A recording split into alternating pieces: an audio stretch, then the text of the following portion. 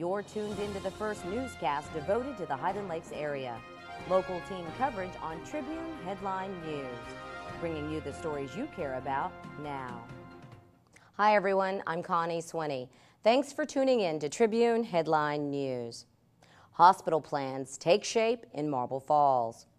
Officials with Scott & White, Lanham Memorial Healthcare System, and the City of Marble Falls met today to unveil the latest plans.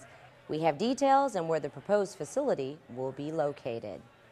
In Burnett, another facility gets a much-needed budget boost to keep programs going for the community.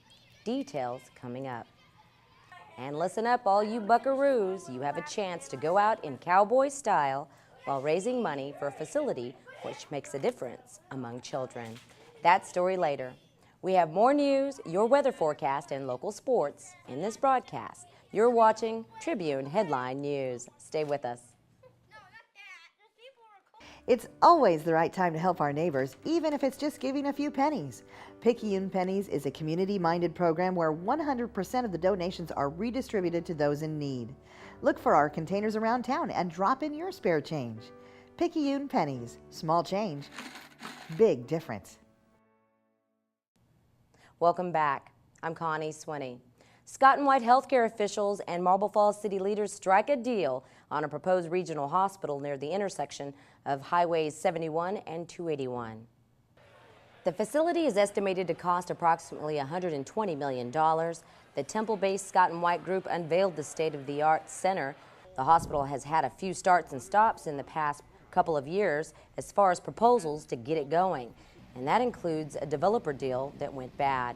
But now local hospital authorities and the healthcare group seem to be sealing a new deal to have a groundbreaking as early as October of this year. Kevin Leeper is the administrator for the Lanham Memorial Healthcare System. That merger will be finalized over the next few months, and it's been a great experience, a great partnership. 22 of our physicians in the Lanham area joined Scott & White at that same time. Well, I think this project is going to be a catalyst for the community. It's first of all, it satisfies a need that we have in the community for more specialized medical care. The location of the new facility is expected near an existing water tower and the future Flat Rock Springs subdivision. The City of Marble Falls paid to lay water lines leading to the tower. The location of the new facility is proposed for the southwest corner of Highways 281 and 71. Looking forward to the building of a new hospital here in Marble Falls. So today's announcement is exactly what we've been planning for, and the fact that the City of Marble Falls has brought the water out to the site means it's our turn, and we've got to go to work and get started. The hospital is expected to be 40,000 square feet and include dozens of specialty care physicians and medical staff. The financial needs of a multi-million-dollar recreation center in Burnett continues to grow. City officials tell us Galloway Hammond's budget will grow by about $100,000 in the next fiscal year. The center is considered the cornerstone of the community's Parks and Recreation Department, providing services which include sports facilities, youth summer programs, and fitness classes. Officials say the budget boost from $500,000 to $600,000, that's an approximate number, is coming out of the city's general fund. And now we have an update for you on a story about a driver with a toddler on board who took authorities on a chase September 14th. The 29-year-old woman was eventually stopped when police deployed road spikes at an off-ramp at the Highway 281-71 intersection that morning. Now, her case has been turned over to mental health authorities. The toddler on board was placed in the custody of CPS. Now, prior to this incident, this is new information, Marble Falls police were called out to help county officers investigate a possible residence for the owner of the car they were looking for before the chase. Now, at a house on Pinehurst in Meadow Lakes, police say an officer tased an aggressive dog which was untethered in an open garage. The dog was eventually subdued and placed in the gated backyard by animal control without injuries to the dog or officers. When we come back, the heat index rises to make you feel like it's almost up to triple-digit temperatures once again. Stay tuned for details. I'm Jennifer Fiero, host of the Press Box. We invite you to join us each week for the next several months as we talk about Highland Lakes football at its best. Joining me is Judge Martin McLean, Billy Becker, and Art DeLugage as we talk about the Mustangs, the Yellow Jackets, the Bulldogs, and the Flames. Each week on Northland Cable Channel 15 every Thursday and Friday. And then, of course, you're welcome to join us on the PicayuneTV.com. Welcome back. Time now for the PicayuneTV.com weather. Here's Penny Rapstein with the forecast. Penny? Thank you very much, Connie. Here is your Highland Lakes forecast for the Burnett County area on the PicayuneTV.com. Well, summer is not ready to give up yet, and that high-pressure system sitting directly over the state shows no signs of moving for at least the next 7 days or so. That means our hot and humid conditions will continue as well. We'll have partly cloudy skies for your Wednesday night, mild winds out of the south and southeast, and an overnight low around 72 degrees. Another hot and humid day is on tap for Thursday.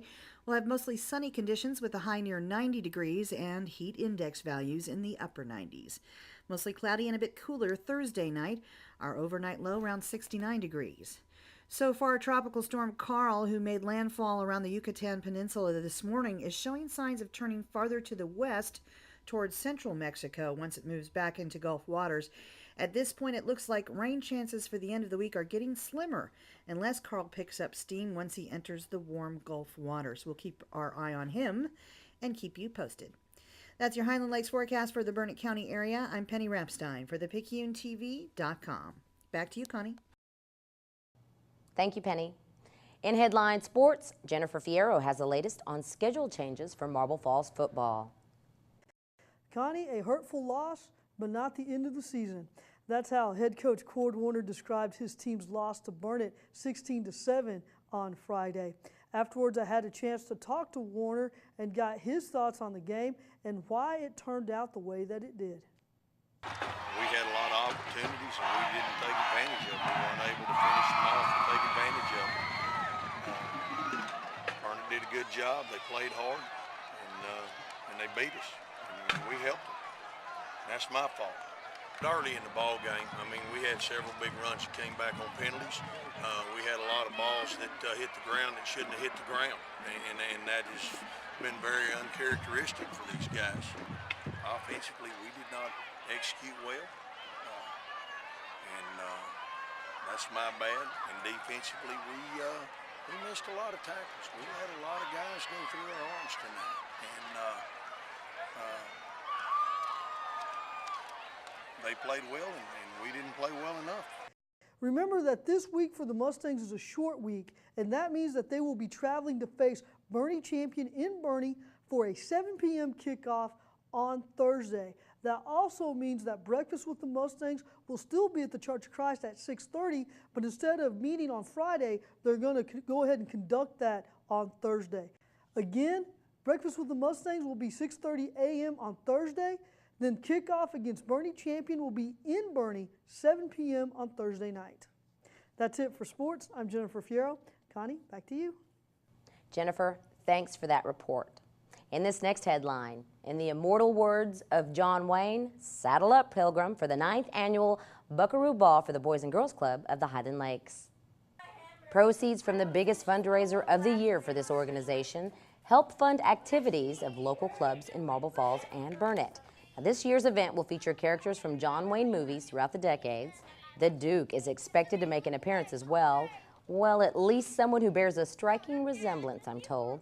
Sponsors and ticket holders will select themed tables with names like Big Jake, McClintock, True Grit, and Rio Bravo after the John Wayne movies. Ticket prices are based on seating. Table sponsorships range from $1,000 to $5,000. The event will be October 14th at the McFarland Ranch in Skywater at Horseshoe Bay.